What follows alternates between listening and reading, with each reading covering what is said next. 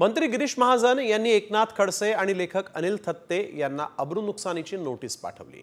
मंत्री गिरीश महाजन यांचे IAS महिलेसोबत संबंध असल्याचा आरोप एकनाथ खडसे यांनी अनिल थत्ते यांच्या पुस्तकाचा संदर्भ घेऊन केला होता। आरोप होत असल्यामुळे बदनामी होतीये, त्यामुळे आता न्यायालयात कायदेशीर लढा देणार असल्याचं गिरीश महाजन यांनी सांगितलेलं आहे।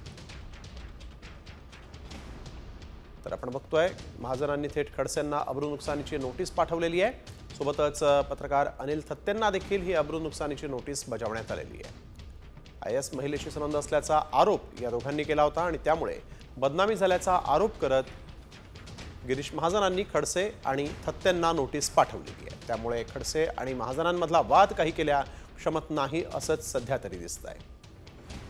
एका IAS अधिकारी महिलेशी महाजनांचे संबंध असल्याचा आरोप एकनाथ खडसेंनी अनिल थत्तेंनी केलेल्या दाव्यावरून केला होता।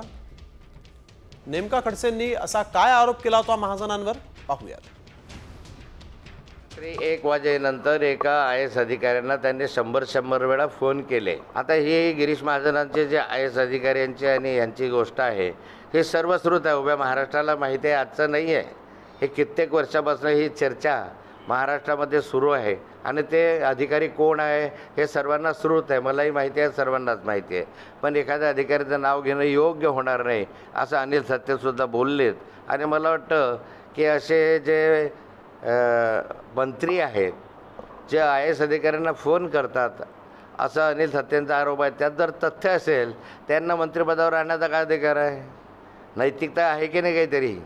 बायकांना बोलवायचे, बायकांना फोन करायचा असे जर आरोप होत असतील तर ते गंभीर स्वरूपाचे आरोप आहे।